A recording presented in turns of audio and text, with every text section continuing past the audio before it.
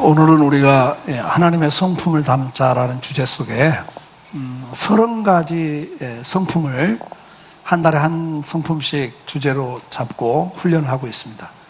오늘은 그 30번째 마지막 주제이기도 합니다. 무게있음.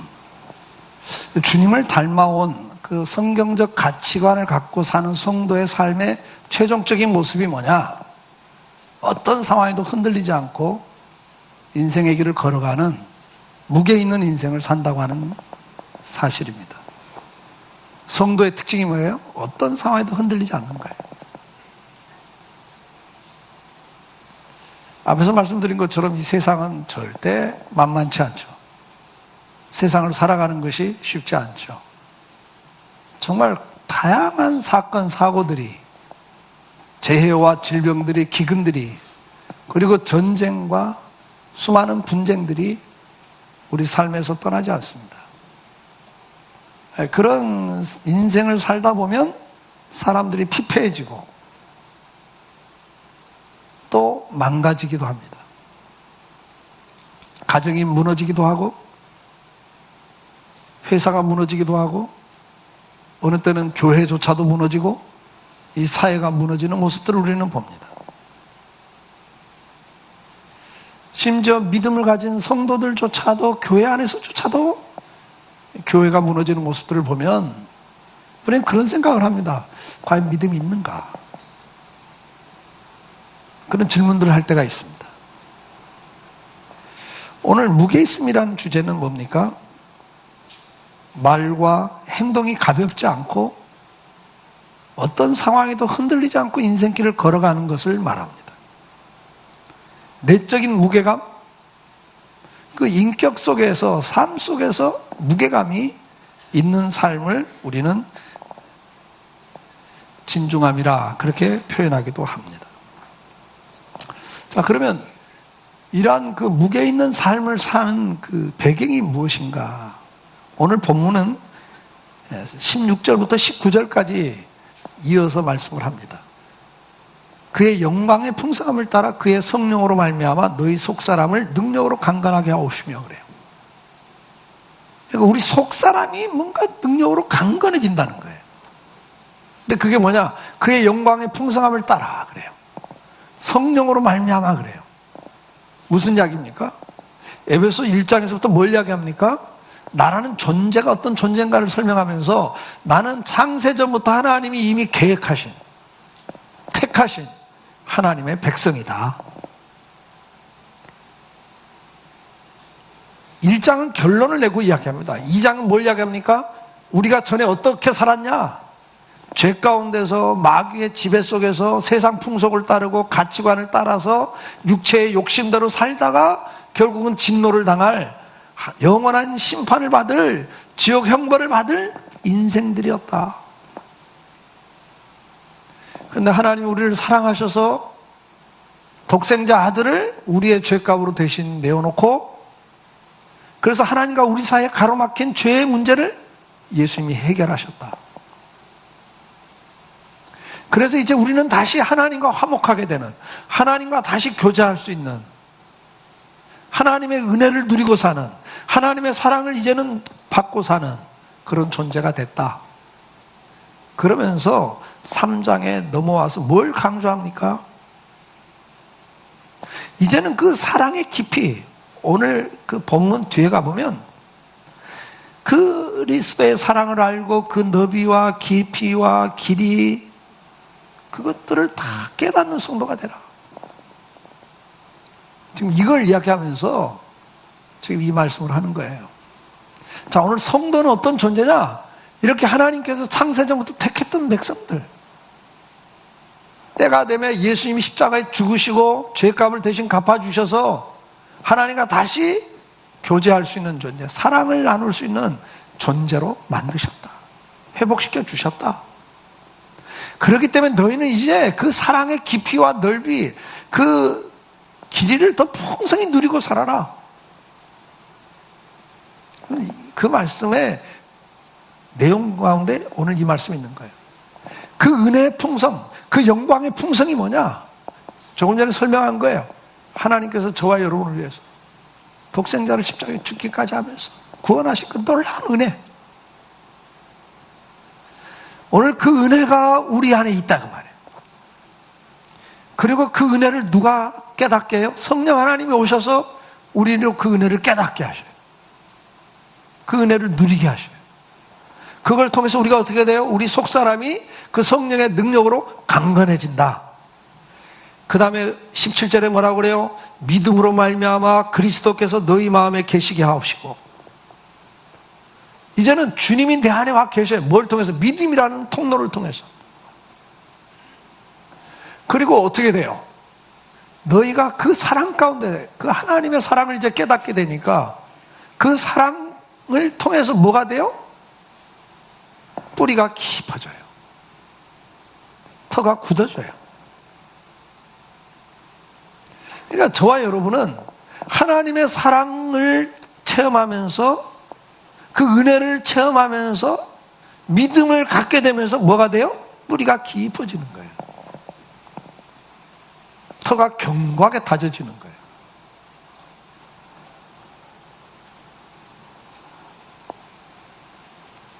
그래서 그 뿌리 깊은 나무처럼 더 많은 양분을 섭취하죠. 그 하나님의 사랑을 더 깊이 체험하라는 게 18절에서 그 이야기를 읽었어요. 그래서 너희가 이제는 뿌리가 얕은 나무가 아니라 깊은 나무가 되어서 더 많은 주님의 그 은혜를, 사랑을, 지식을 체험하라는 거예요. 그리고 누리라는 거예요. 마지막 절에 보면 너희에게 충만하게 하시기를 원한다. 하나님의 모든 충만하심이 우리 안에 누려지기를 원한다. 그렇게 결론을 진단 말이에요. 자, 이게 이제 된 성도는 어떤 삶을 살아요? 어떠한 비바람이 치고 태풍이 불어도 어떠한 기근이 와도 뿌리가 깊은 나무이기 때문에 마르지 않아요. 흔들리지만 꺾어지지 않아요. 넘어지지 않아요. 이게 바로 뭐예요? 무게 있는 삶을 사는 거죠. 아이들에게 제가 오뚜기 예를 들었습니다마는 저와 여러분은 정말 그 플라스틱 오뚜기처럼 그냥 뭐 조그만 바람 세게 불면 날아가죠. 이리 둥글 저리 둥글 여기 부딪히고 저기 부딪히고 그럴 연약한 존재들이지만 우리 안에 예수 그리스도라고 하는 믿음이라고 하는 큰 쇠붙이 하나가 딱 버티고 있는 거예요. 그래가 뭐 바람이 불어도 날아가지 않아요. 흔들리다가도 딱 서요. 그게 바로 무게 있는 삶을 사는 성도의 모습이에요. 무게 있음이란 어떤 영역에서 나타나는가? 첫째가 언어의 영역, 두 번째가 태도, 행동의 영역, 세 번째가 삶의 영역에서 나타납니다. 우리는 먼저 언어의 영역에서 무게 있는 삶을 살아야 됩니다. 하고 싶은 말이 있어도 상황과 여건, 시간과 장소, 그리고 대상과 목적을 분별하여 말하는 사람이 돼야 됩니다. 이 가벼운 사람은 말이 가벼워요. 말을 함부로 쉽게 해버려요. 대상을 가리지 않아요. 타이밍을 못 맞춰요. 분별이 안 되거든요. 아무리 바른 말이고 옳은 말이라도 타이밍을 못 맞추면 그건 상대편에게 상처를 주고 오히려 화를 돋구고 그래서 설화를 당해. 말 때문에 인생의 재앙을 당하는 역사가 얼마나 많아요. 말 때문에 전쟁이 터지잖아요. 그 시기적절하지 않은 말 때문에 분쟁이 생기잖아요.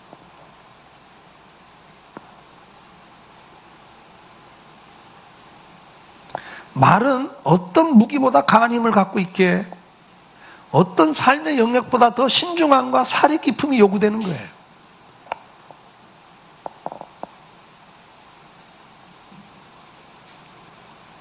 그 어떤 무기보다 혀처럼 무서운 무기가 없어요. 전쟁을 일어나기도 하지만 전쟁을 멈추기도 하는 게 말입니다, 여러분.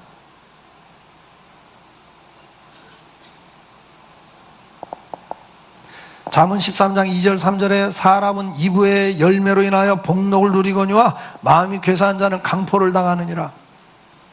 사람은 그 말의 열매로 복록을 누린다 그랬어요, 여러분. 여러분, 말의 결과가 여러분 인생을 결정져요. 입을 지키는 자는 자기 생명을 보존하나 입술을 크게 벌리는 자에게는 멸망이 오느니라. 3절 말씀, 13장 3절 말씀에 뭐라고 나와요? 입을 지키는 자가 자기 생명을 지킨다는 거예요, 여러분. 그러니까 말을 지키지 못하면, 말을 함부로 하면 자기 인생이 무너져요. 멸망이 옵니다. 함부로 말하는 자는 멸망을 당해요.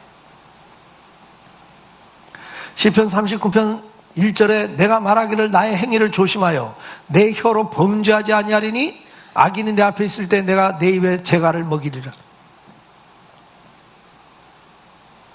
내가 정말 내 행위를 조심한다. 근데 그 행위 가운데 특히 내 혀로 범죄하지 않겠다. 더군다나 악인이 내 앞에 있을 때는 내가 말하지 않겠다 그랬어요, 여러분. 여러분, 악인과 함께 있으면서 말 한마디 거들면요, 똑같이 이제 세상 말로 덤탱이를 쓰는 거예요. 그 화가 와요. 앞에서 말도 안 했어. 그냥 듣기만 했어. 그러면서 가끔 끄떡끄떡 했더니 나가서 뭐라고 그래요? 이철호 목사가 그러더라, 이렇게 말하는 거예요. 자기가 해놓고 내가 앞에서 끄떡만 해도 이철호 목사가 그러더라 그러는 거예요. 화를 당해죠.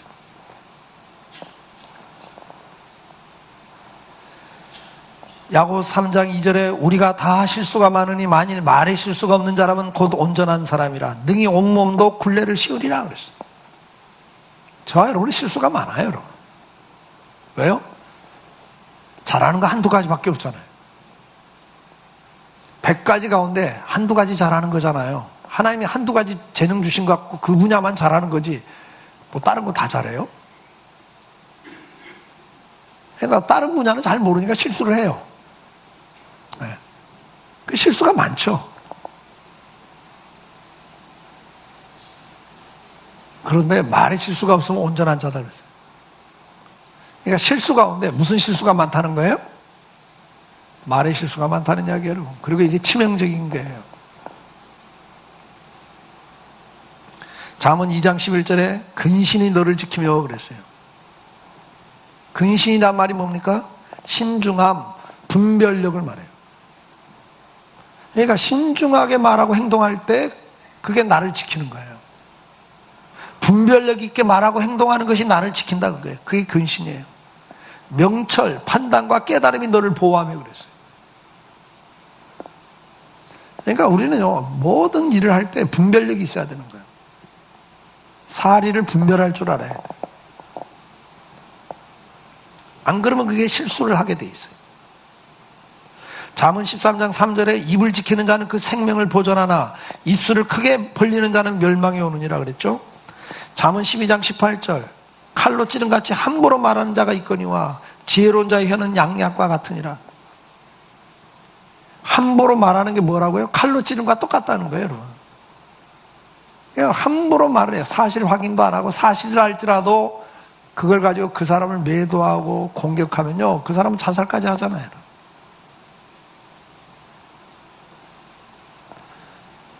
함부로 말하는 것이 가벼운 거예요. 전도서 5장 2절에도 너는 하나님 앞에서 함부로 입을 열지 말며 급한 마음으로 말을 내지 말라. 하나님은 하늘에 계시고 너는 땅에 있음이니라. 그런즉 마땅히 말을 적게 할지니라 그랬어요. 말은 적게 하는 게 좋다는 거예요. 말 많으면 실수가 많을 수밖에 없어요. 잠언 15장 28절에 의인의 마음은 대답할 말을 깊이 생각하여도 악인의 입은 악을 쏟느니라 그랬어요. 의인은 말을 할 때도 대답할 때도 깊이 생각하고 대답을 한다는 거예요. 무게가 있는 거죠. 근데 악인은 뭐예요? 금방 말을 막 해버려요. 근데 말은 한 번 나오면 쏟아진 물과 같이 담을 수가 없다 그러잖아요. 잠언 17장 27절도 말을 아끼는 자는 지식 있는 자라 그랬어요. 성품이 안전한 자는 명철하느니라 그랬어요. 말을 아끼는 사람은 지식이 있는 사람이에요. 생각을 할 수 있는, 생각하는 사람이 말이 적어요. 생각 없이 막 말하는 사람이 말이 많죠. 잠언 25장 11절에 경우에 합당한 말은 아루새긴 은쟁반의 금사와 같다. 네.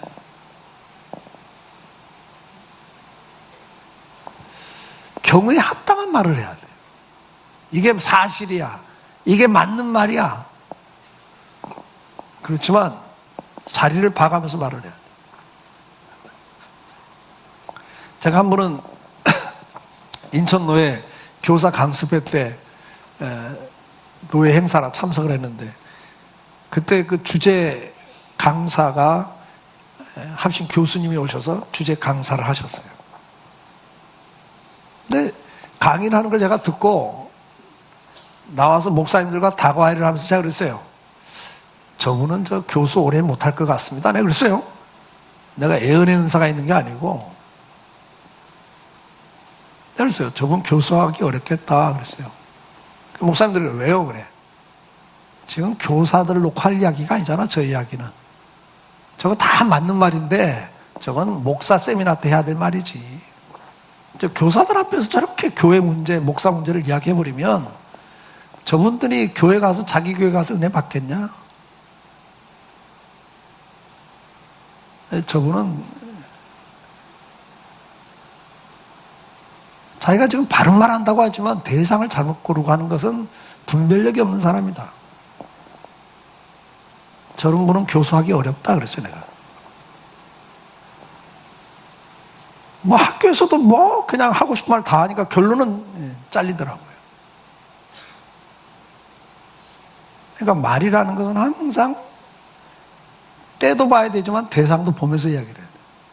아니, 초등학생 앉혀놓고 대학교 수학을 가르치면 그건 자기 똑똑한 게 아니죠.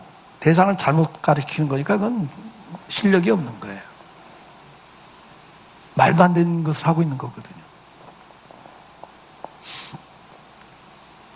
우리는 말의 영역에서도 신중할 줄 알아야 돼요. 무게가 있어야 돼요. 가벼우시면 안 돼요. 말 함부로 하시면 안 돼요. 그러면 여러분 인생이 공고해져요. 두 번째는 행동의 영역에 있어서 우리는 무게가 있어야 돼요. 행동은 마음의 표현이죠. 사람은 생각한 대로 말하고 말한 대로 행동합니다. 에레미야 4장 18절에 내 길과 행위가 이 일들을 부르게 하였나니 이는 네가 악함이라고 그러죠. 이스라엘이 망하는 이유가 뭔가를 설명하면서 네가 그렇게 살았기 때문에 지금 이런 결과가 왔다 하면서 뭐라고 그래요? 근데 그렇게 산 것이 뭐냐? 네 마음이 악하기 때문에 그렇게 산 거다, 이렇게 설명을 하는 거예요. 지금 사람은 자기 마음의 생각대로 말하고 그 생각을 말하고 말한 대로 사람은 살아가요. 그리고 그 고통이 네게 이렇다. 그러니까 결론은 뭐예요? 네 인생은 네가 그렇게 자초한 거다. 지금 그렇게 설명하는 거예요. 에레미야 17장 10절에 나 여호와는 심장을 살피고 폐부를 시험하고 그랬어요. 마음을 살핀다는 이야기예요.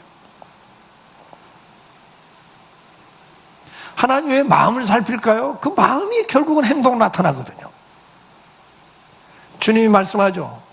너희가 율법에서는 살인하지 말라는 말을 들었으나 나는 너희에게 노니 형제를 미워하는 자마다 이미 살인한 자니라 그랬어요. 왜요? 살인은 결과라는 이야기예요. 그 마음속에 미움, 시기, 질투, 분노가 있으니까 그것이 표출되면서 사람을 죽여요. 너희가 간음하지 말라는 말을 들었으나 나는 너희에게 노니 여자를 보고 음욕을 품는 자마다 이미 간음하였느니라. 왜? 그 간음이라고 하는 결과는 음욕을 품은 데서부터 나와요. 이미 시작했다 이거예요.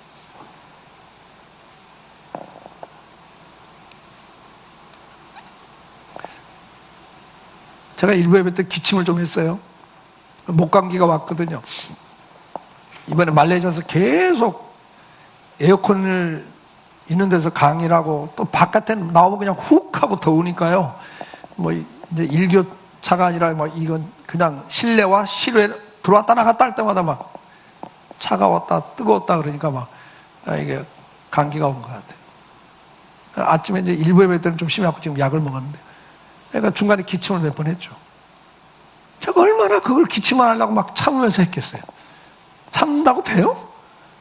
이미 뭐 감기 바이러스가 들어와서 역사를 하니까 결과가 나오는 거예요. 그러니까 나는 막 억지로 참으면서 설교하려고 하는데 안 되더라고요. 내 속에 어떤 마음이 있느냐, 어떤 생각이 있느냐가 결국은 뭐예요? 절제를 한다고 하지만 순간 튀어나오거든요. 잠언 14장 15절에 어리석은 자는 온갖 말을 믿으나 슬기로운 자는 자기 행동을 삼가느니라 그랬어요. 어리석은 자가 뭐예요? 온갖 말을 믿고 그냥 바로 행동으로 옮긴단 말이에요. 이 어리석은 자가 사기도 잘 당하고요. 어리석은 자가 이용을 잘 당합니다. 옆에서 막 이렇게 머리 좋은 사람은 절대 자기가 안 나서거든요. 앞에 나서면 총알바지로 먼저 죽어야 되니까 뒤에서 선동을 한다고. 신천지도 교회 들어와서 자기가 안 나서요. 선동을 합니다. 야, 이거 목사 문제 있는 거 아니냐? 야, 이거 당에 문제 있는 거 아니냐? 제가 지난주에 김포 쪽에, 저지난주죠. 3주 전에 김포 쪽에 집회했는데, 그 김포에 있는 그 교회 500명 모이던 교회가 완전히 그냥 몇십 명 남은 교회로 바뀌었더라고요. 제가 집회한 교회 옆에 교회인데. 신천지가 들어와가지고 안 나서는 거예요. 은근히 좀 부정적인 사람 만나고 슬그머니 슬슬 이렇게 사실 가지고 쓱 이야기하면서 뒤에다 거짓말까지 붙잡고 이야기하니까 앞에 사실을 말하니까 다 믿고, 그 사람들이 앞장서 갖고 막 교회 문제 일으키니까 교회가 싸움이 생기니까 교인들도 그 꼴 보기 싫은 교인들을 떠나버리고, 그 다음에 또 다른 문제 하고 싹 그러니까 또 떨어져 나가고 이제는 남은 게 얼마 남았는데 그게 신천지만 남은 거예요. 여러분, 이게 어리석은 자는 이렇게 부안해도 그래요. 이용을 당해요. 진짜는 뒤에서 조정만 하거든요. 자기들은 피해 안 봅니다. 그래서 다른 사람들 다 앞에 내보내고 총알바지도 다 죽으면서 어떤 일을 거두면 그걸 자기들이 결매를 딱 먹죠. 어리석은 자는 온갖 말을 믿고 쉽게 행동을 한다 그 말이에요. 그러나 슬기로운 자는 어떻게 해요? 자기 행동을 삼가해요. 행동에도 무게가 있는 거예요. 잠언 13장 16절에 뭐라고 말씀합니까? 무릇 슬기로운 자는 지식으로 행하거니와, 다시 말하면 생각하고 행동한다 그 말이에요. 생각을 해보고 행동을 해요. 그러나 미련한 자는 자기 미련한 것을 나타낸다. 바로 나타내요. 바로 말하고 바로 행동을 해버리죠. 우리는 성도는 그렇게 살 수 없는 거예요. 내가 성도라면 이렇게 할 수 없다는 거예요. 왜요? 성도의 특징이 뭡니까?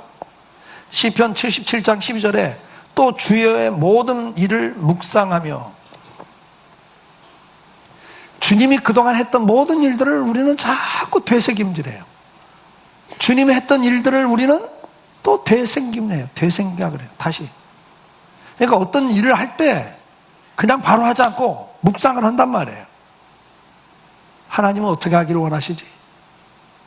주님은 어떻게 하셨지? 이런 일들을. 성경에서는 이런 일들을 어떻게 해왔지? 하나님은 어떻게 하는 걸 기뻐하셨고 어떻게 하는 걸 싫어하셨지? 어떻게 하는 게 인생의 복이었고 어떻게 하는 게 인생의 저주였지?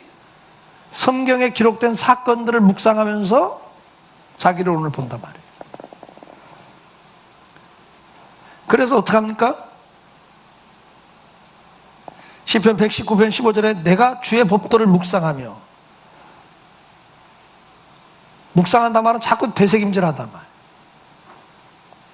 그리고 주님이 그 전성에 주의 등을, 그래, 등불을 살핀다 이게요. 주님이 지금 이 일에 대해서 어떻게 해석하는지, 어떻게 말하는지, 어떻게 행동하라고 하시는지를 살펴본단 말이에요. 다시 말하면 주님이 가셨던 길, 주님이 원하시는 길, 성경에 그게 다 기록되어 있으니까 그걸 묵상하면서 오늘 내가 어떻게 걸어가지, 어떻게 이 일을 결정할까, 오늘 누구를 만났는데 내가 어떻게 그 사람과 협상을 할까 할 때 말씀을 묵상하면서 지혜를 얻는다고 말이에요. 그래서 시편 119편 99절에 결론이 나요. 내가 주의 증거들을 늘 묵상함으로 말미암아 나의 명철함이 나의 모든 수동보다 나으며 그래요. 이런 고백이 나오는 거예요. 누구 사람 만나서 상담하는 것보다 자문을 구하는 것도 굉장히 중요하지만 그런 전문가들의 말을 듣는 것보다도 내가 더 지혜롭게 인생을 살았던 이유가 뭐냐? 하나님 말씀을 묵상하면서 얻은 지혜다. 성도의 삶의 특징이 뭡니까? 주야로 말씀을 묵상하는 거예요.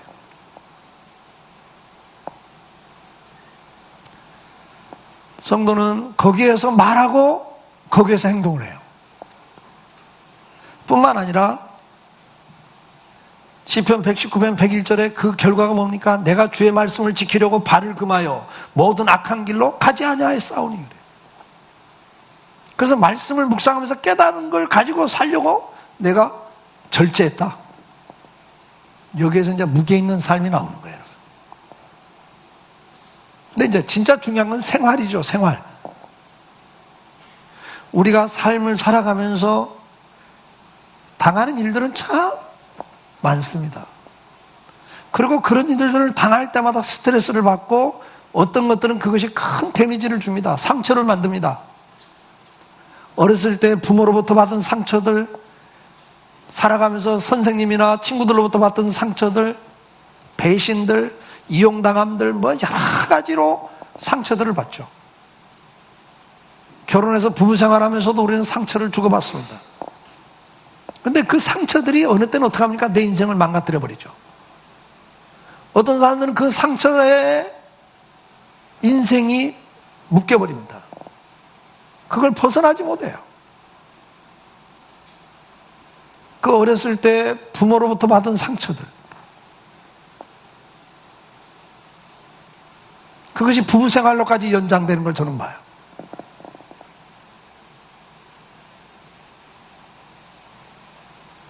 이번에도 선교사님들을 만나고 세미나를 하는 과정에서 타임라인을 쭉 만들어 자기 인생들을 돌아보는 시간을 갖겠는데 눈물이 있어요. 어떤 부인은 그런 말을 해요. 자기는 아버지가 참 좋은 분이었는데 술만 먹으면 폭행을 하고 집안이 난리가 나. 그게 너무 어릴 때 그게 무섭고 상처가 돼가지고 지금도 어쩌다 남편이 그냥 버럭 화를 내면 감당이 안 된대. 자기가. 다른 건 다 넘어가는데 그분만 걸리면 그냥 자기가 무너진대요. 정이 떨어져 버리고. 그게 평생을 지배하고 있잖아요. 평생을. 그 상처 하나가 평생을 가버려요.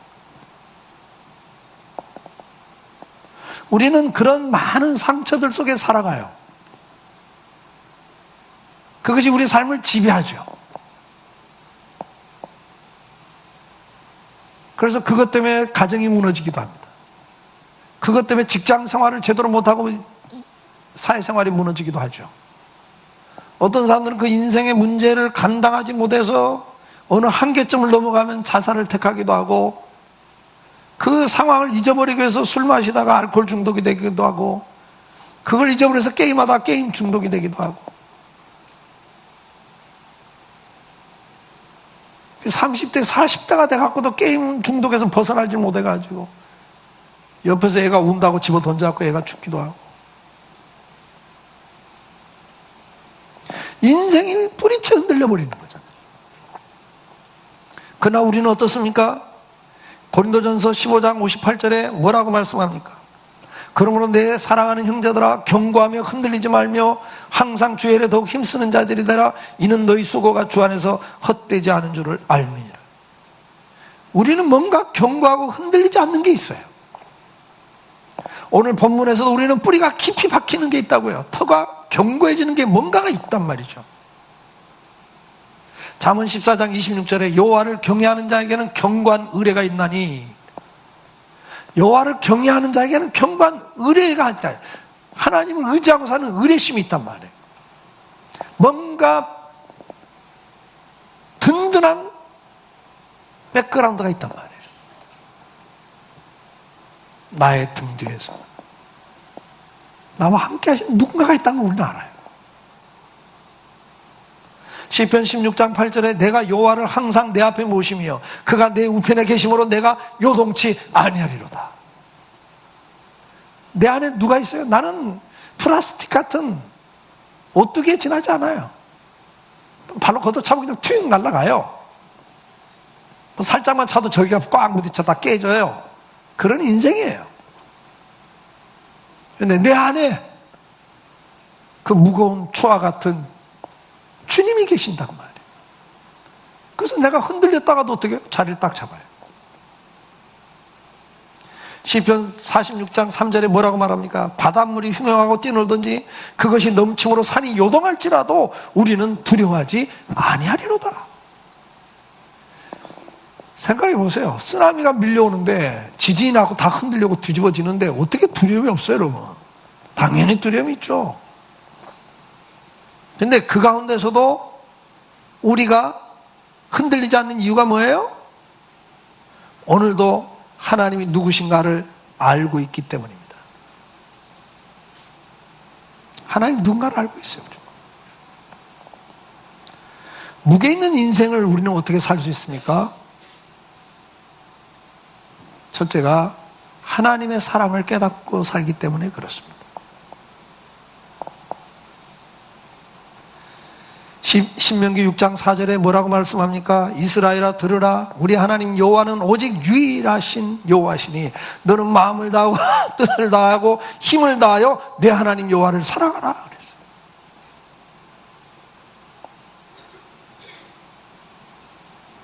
시편 91장 14절에 하나님이 이르시되 그가 나를 사랑한즉 내가 그를 건지리라.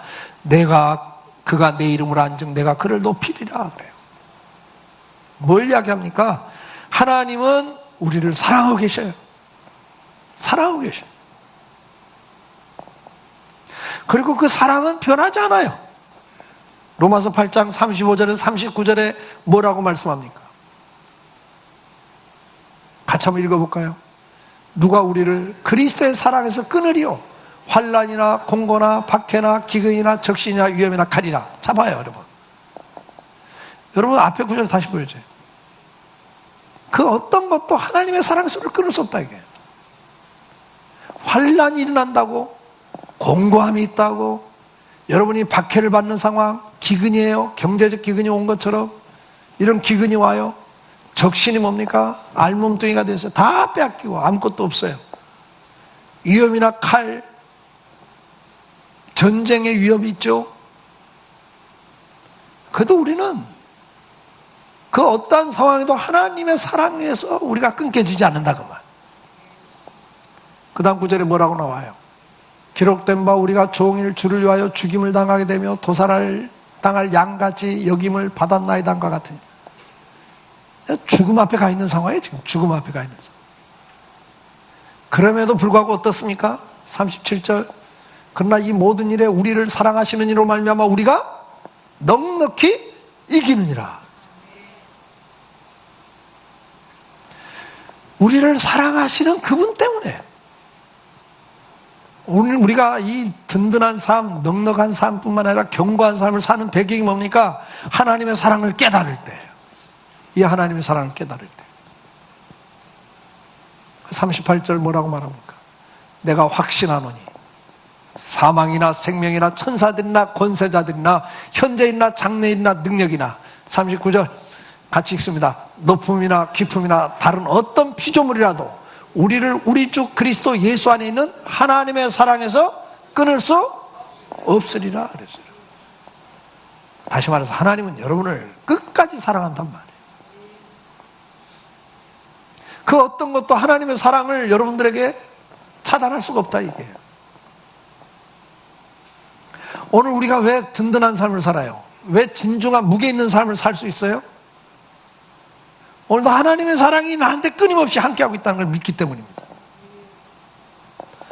뿐만 아니라 우리에게는 이 사랑 안에서 이제는 그분과 교제하면서 무게 있는 삶을 살아갑니다. 요한복음 14장 21절 그 사랑을 깨달은 성도는 나도 하나님을 사랑하죠. 하나님을 사랑하는 자에게 나타나는 모습이 뭡니까? 나의 계명을 지키는 자라야 나를 사랑하는 자니. 하나님의 말씀을 사랑하기 시작합니다. 주님을 사랑하는 사람은 주님의 말씀을 사랑하게 돼요. 똑같은 말을 하는데 다른 사람이 말할 때와 내가 정말 사랑하는 사람이 말할 때는 다른 거예요. 내가 받아들이는 게 달라요. 다른 사람들이 말할 땐 귀에 안 들어와. 근데 내가 정말 사랑하는 사람이 말하면 그건 귀에 쏙쏙 다 들어와. 다른 사람이 말하면 그건 아무것도 아닌 이야기야. 근데 사랑하는 사람이 말하면 그게 나한테는 큰 비중으로 와요. 오늘 여러분들에게 하나님 말씀이 어떤 모습인가 한번 보시길 바라요.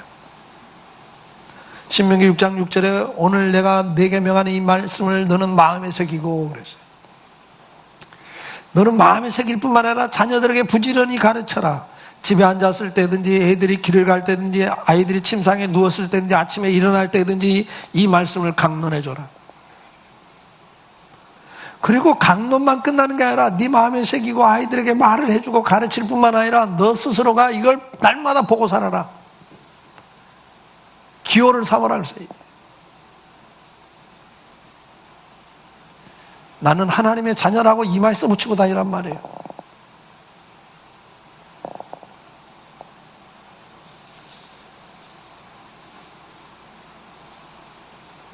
오늘 여호수아 1장 7절에 뭐라고 말합니까? 오직 강하고 극히 담대한 나의 종 모세가 내게 명령한 그 율법을 다 지켜하고 우르나 좌우나 치우치지 말라. 그리하면 어디로 가든지 형통하리니 이 율법책을 내 입에서 떠나지 말게 하며 그랬어요. 아멘?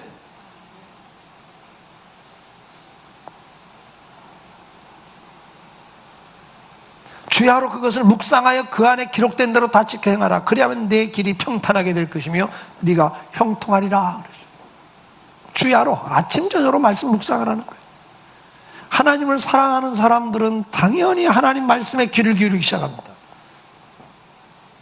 그 말씀 듣는 게 즐거움이 됩니다. 왜요? 사랑하기 때문에.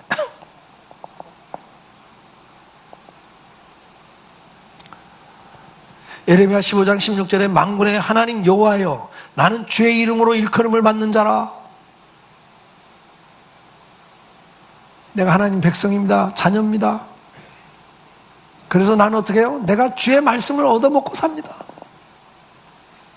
주의 말씀은 내게 기쁨과 내 마음의 즐거움입니다. 사랑하는 성도 여러분, 우리가 이 무게 있는 삶을 사는데 중요한 게 뭐예요? 하나님의 사랑을 깨닫는 거고 그 다음 뭐예요? 그분을 사랑하는 거예요. 그러면서 주야로 그 말씀을 묵상하는 자들이 말도 함부로 하지 않죠. 행동도 함부로 하지 않습니다.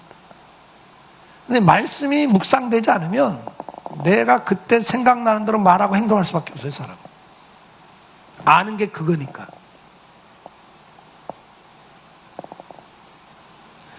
데살로니가전서 2장 11절에도 13절에 이러므로 우리가 하나님께 끊임없이 감사하면 너희가 우리에게 들은 바 하나님 말씀을 받을 때 사람의 말로 받지 아니하고 하나님의 말씀으로 받음이니 진실로 그러하도다. 이 말씀이 또한 너희 믿는 자 가운데에서 역사하느니라 그랬어요. 여러분 놀랍잖아요. 말씀을 묵상하다 보면요, 그 말씀을 내가 하나님 말씀으로 믿게 되면요, 그 말씀이 우리 가운데 역사를 해요. 그 말씀이 내 생각을 지배하죠. 내 생각을 바꾸죠. 어느 때는 말씀이 내 행동을 결정짓게 합니다. 역사를 해요. 놀라운 겁니다, 여러분. 말씀은 단순한 지식이 아닙니다. 그건 하나님의 말씀은 살아있는 운동력 있는 말씀이라고 그랬어요. 우리 심령 골수를 쪼갭니다. 우리를 치료하고 회복시키고 생각을 바꾸게 하고 행동을 바꾸게 하고 인생의 가치관을 바꾸게 해요. 놀라운 변화를 일으키는 겁니다.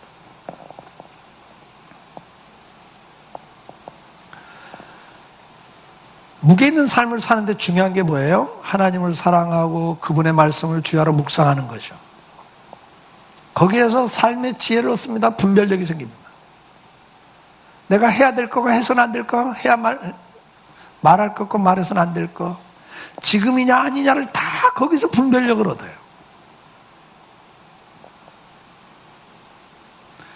그리고 결국은 어떻게 됩니까? 그 하나님을 믿고 신뢰하고 순종하기 시작합니다. 시편 9장 10절에 여호와여 주의 이름을 아는 자는 주를 의지하오리니 이는 주를 찾는 자들을 버리지 아니하심이니이다.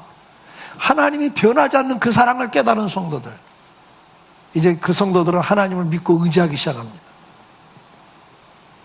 시편 73편 25절에 하늘에서는 주 외에 누가 내게 있으리요 땅에서는 주밖에 내가 사모할 리가 없나이다. 오늘 이 고백이 저와 여러분의 고백이 될 수 있기를 축복합니다. 역대하 14장 11절 아사가 그 하나님 여호와께 부르짖어 이르되 여호와여 힘이 강한 자와 약한 자 사이에는 주밖에 도움을 줄 리가 없사오니 우리 하나님 여호와여 우리를 도우소서. 우리가 주를 의지하며 주의 이름을 의탁하옵고 이 많은 무리를 치러왔나이다. 여호와여 주는 우리 하나님이시오니 원하건대 사람이 주를 이기지 못하게 하옵소서. 전쟁에 나가서 군사력으로는 비교가 안 되는 거예요. 이미 전쟁이 끝난 거예요. 군사력 비교하면 이스라엘이 이길 수 없는 상황이에요.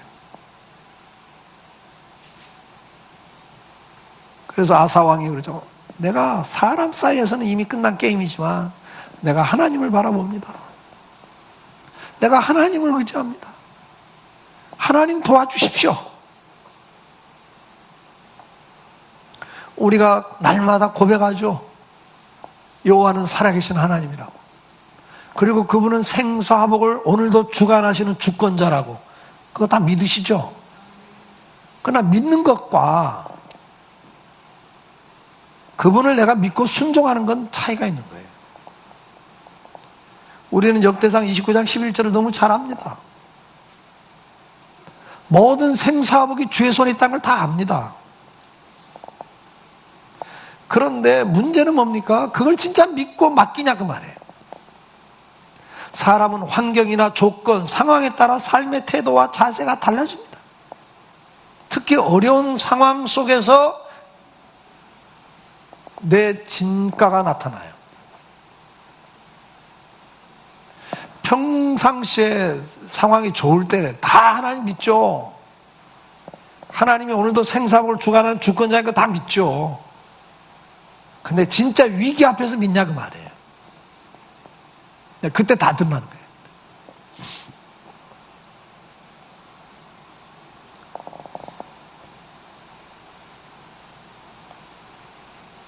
오늘 무게 있는 삶은 어디서 나옵니까? 이 믿음 안에 나옵니다.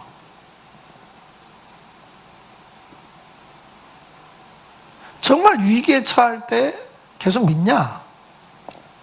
그 문제죠. 정말 하나님을 신뢰하고 사냐? 거기에서 무게 있는 삶이 결정이 됩니다. 계속 고난이 연속되고 아니면 한 고난과 어려움이 막 2년, 3년, 5년 막 가버리면 뭐 뿌리채 흔들리는 상황이죠, 이건. 뿌리채 흔들립니다. 아브라함도 아들 주겠다고 그러는데 막 10년 이상 아들이 안 태어나니까 뿌리채 흔들리는 거예요. 그러니까 사람 말을 듣고 첩을 취하죠. 그게 사람이에요. 근데 아브라함도 그 사건을 통해서 뼈저리게 느끼죠. 인간적인 방법으로 아들 얻었는데 이스마엘 얻었는데 그때부터 행복하기는 그냥 가정은 더 무너지거든요. 불행이 더 커져버리거든요. 아들 없어서 겪었던 고통보다 첩을 통해서 아들 낳고 난 다음부터 부부간의 갈등, 그 첩과의 갈등, 그래도 자기 자식인데 그 자식 앞에서 가정이 깨지는 모습을 보여주는 그 아버지로서의 아픔, 이로 말할 수 없는 고통이 그에게 주어지잖아요. 그걸 통해서 아브라함은 또 배워가죠. 그래서 그 다음에 이삭 바치라 할 때 바칠 수 있는 사람이 돼버리는 거예요. 하루아침에 되는 건 아닙니다, 이게. 우리는 계속해서 이 훈련을 받는 겁니다.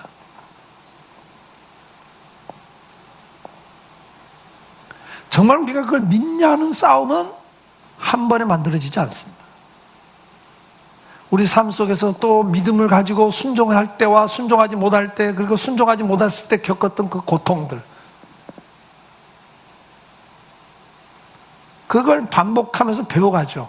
그래, 손해보는 것 같고 망하는 것 같고 더 힘들 것 같아도 순종이 더 나아. 순종할 때 인생이 더 돼. 그걸 배워가면서 순종이라는 걸 배워가지 않습니까? 인생을 그냥 뿌리채 뽑아버릴 태풍이 올 때, 그 태풍이 막 한 시간만이 아니라 막 몇 시간 계속 몰아치면 막 흔들리다 끝내는 뽑히죠. 그럴 때도 뿌리가 깊은 나무는, 앞에서 말씀드린 것처럼 가지는 꺾여지는 한이 있더라도 뿌리채는 뽑히질 않아. 내 인생의 실패를 맛보고 고통도 맛보지만 그러나 내 인생이 무너지진 않는다, 그 말이에요. 뭐가 있을 때요? 오늘도 이 믿음 안에 있을 때. 그러니까 성도는 믿음 안에 있기 때문에, 오늘도 주님이 내 안에 계시기 때문에 든든한 삶을 살아가는 거예요. 고린도후서 4장 7절에서 9절에 보면 바울이 고백을 합니다. 우리가 이 보배를 질그릇에 가졌다. 네. 이 보배가 누구예요? 예수 그리스도를 말하잖아요. 우리가 질그릇 같은 존재예요. 쉽게 깨질 수밖에 없는 존재지만 이 보물을 담고 있어요. 보물을 담고 있어요. 그래서 내가 능력 있는 게 아니에요. 내 능력으로는 이 환경, 이 상황 극복할 수가 없어요. 우리 학생들,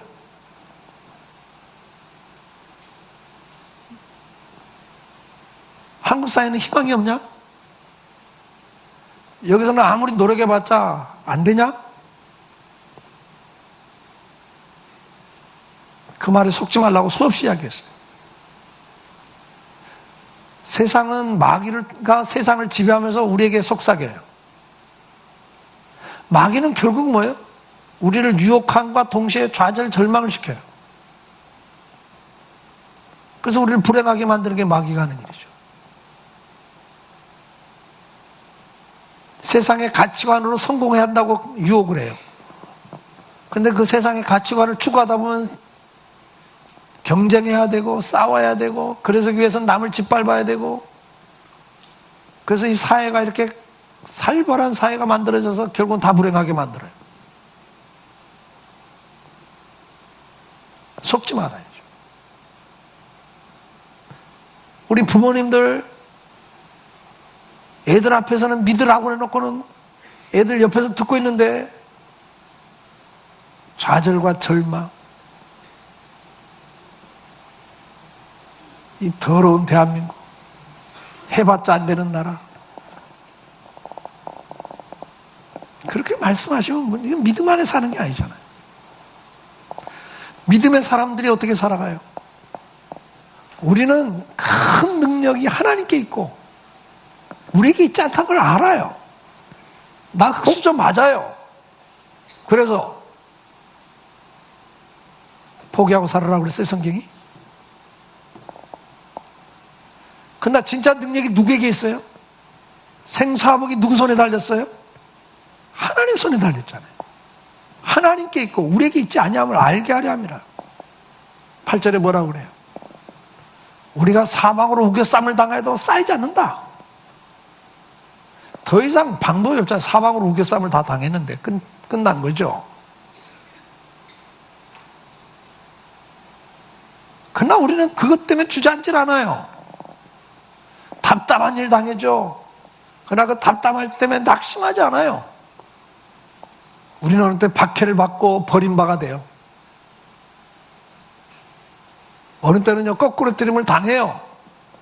끝장난 것처럼 보여요. 그러나 그것 때문에 망하지 않는단 말이에요. 이게 성도예요.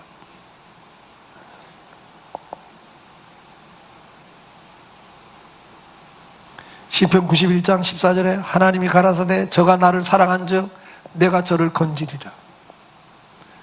그가 내 이름을 안즉 내가 그를 높이리라.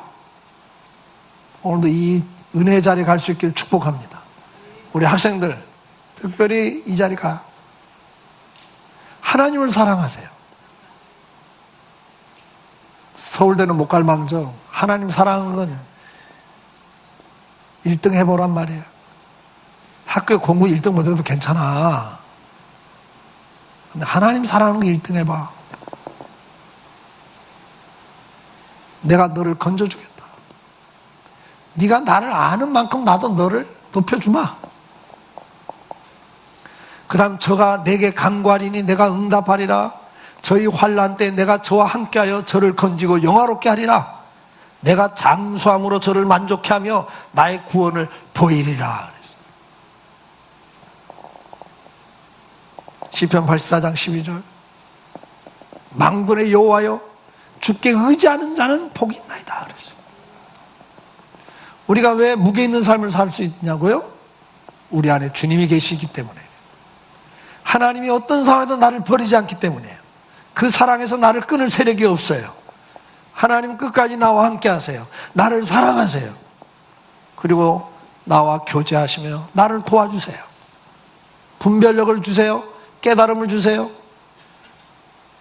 그래서 실수하는 것이 프로테지가 줄어들기 시작해요.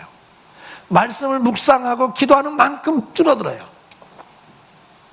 묵상하지 않고 내 경험과 내 생각 갖고 하니까 뭐 뻔한 경험인데 내 한계를 벗어나지 못하는 인생을 살아버리죠.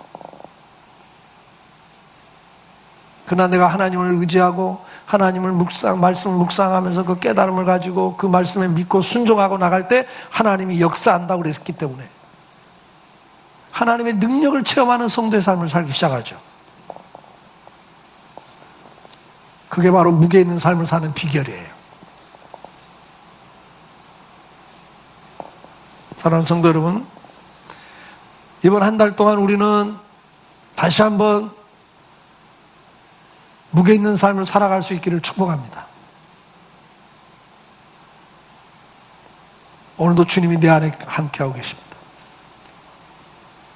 그것이 무거운 추가 되어서 여러분 인생이 흔들릴지언정 넘어지지 않는, 거꾸로 뜨림을 당할 망정 망하지 않고 다시 일어나는 그런 삶을 살아가기를 축복합니다. 이번 한 달 우리 훈련합시다. 하루아침에 되는 게 아니니까 훈련이 필요한 거 아니겠어요? 좀 말씀을 묵상하면서 말하고 행동하고 삽시다. 하나님을 말씀을 묵상하고 그분을 믿고 의지하면서 여러분 어떤 상황에도 흔들리지 않고 자기 인생을 담대하게 살아가는, 그래서 정말 가정 속에서도 여러분, 예수 믿는 여러분 때문에 가정이 무너지지 않는, 풍지박산이 날 상황인데 예수 믿는 성도 한 사람이 가족 구성원으로 있을 때 남편이 실직이 되고 사업이 부도가 나서 가족이 다 풍지박산이 될 그 상황 속에서 믿음을 가진 부인 한 사람, 자식이 세상에 세파에 휩쓸려 가지고 방황하고 흔들리고 있지만 언제나 변함없이 든든히 자기 자를 지키고 있는 그 기도하는 어머니 한 사람 때문에 언젠가 자기 자를 찾는 자녀가 되는 거예요. 그런 존재가 될 수 있기를 축복해요. 뭔가 구심점이 되고 든든함을 줄 수 있는 방패마이가 될 수 있는 존재. 나도 그런 존재는 아니지만 주님 은혜 가운데 그런 존재가 될 수 있는 거예요. 무게 중심을 잡아줄 수 있는 남편이 되시고 아버지가 되십시오. 그런 아내와 어머니가 되시길 축복합니다. 여러분 부모가 흔들리다가도 여러분 한 사람 때문에 아버지 걱정하지 마세요. 하나님이 우리와 함께해요. 아버지 걱정하지 마세요. 주님이 나를 축복할 거예요. 그 아들, 딸 한마디에 아버지가 인생을 포기하려다가 다시 일어날 수 있는 그런 든든함을 줄 수 있는 그런 자녀가 될 수 있기를 축복합니다. 그게 바로 성도예요. 기도합시다.